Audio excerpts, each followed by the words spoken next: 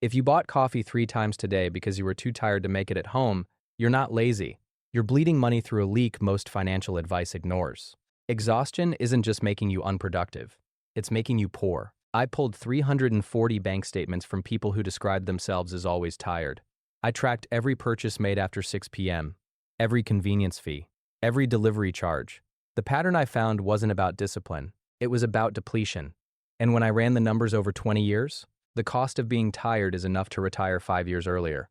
I'm Rico, financial detective, and today we're auditing the exhaustion loop.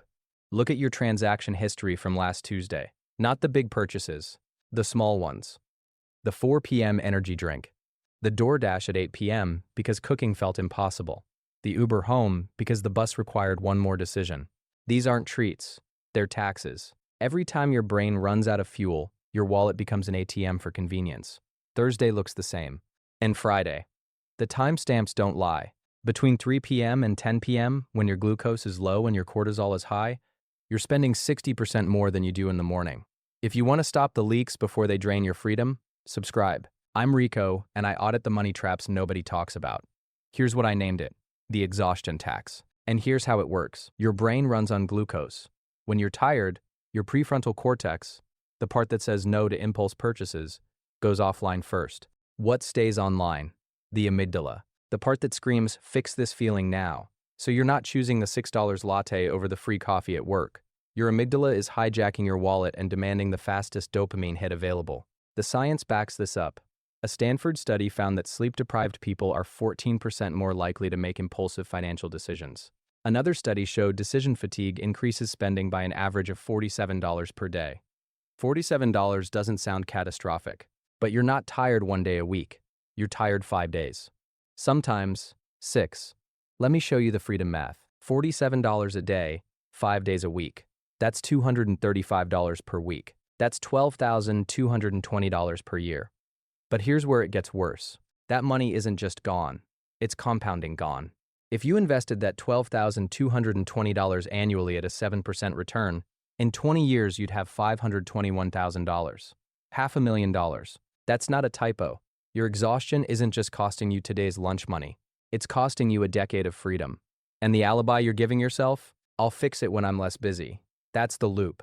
You're too tired to fix the system that's making you tired. Let me give you the evidence from the bank statements. People in the exhaustion loop share 3 spending patterns. 1. Convenience charges spike during the work week, then drop on weekends. You're not bad with money. You're just depleted Monday through Friday. 2. Subscription creep. 7 streaming services. 4 app subscriptions you forgot about. A meal kit you haven't canceled.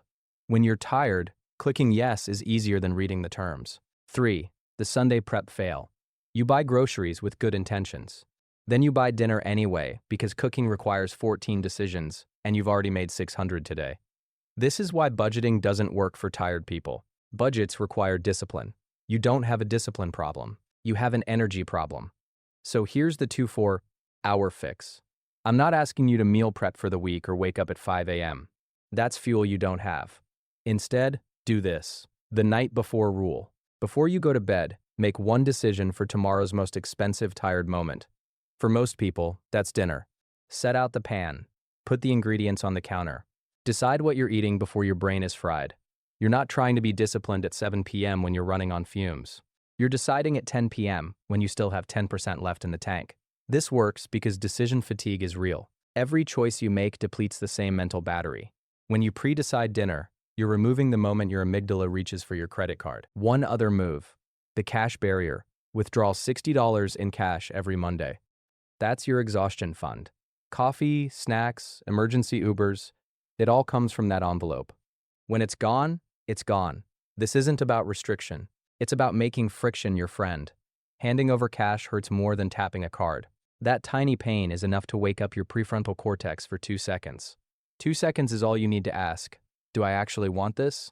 Or am I just tired? $60 sounds like nothing, but here's the math. Most people in the exhaustion loop spend $235 a week on depletion purchases. The cash barrier cuts that to $60. You just saved $175 a week. That's $9,100 a year. Invested over 20 years, that's $377,000. You didn't get more disciplined. You just got more rested by removing 80 decisions. Here's what the bank statements also showed me. People who fixed the exhaustion tax didn't just save money. They reported sleeping better, fighting less with their partners, and feeling less shame about their spending.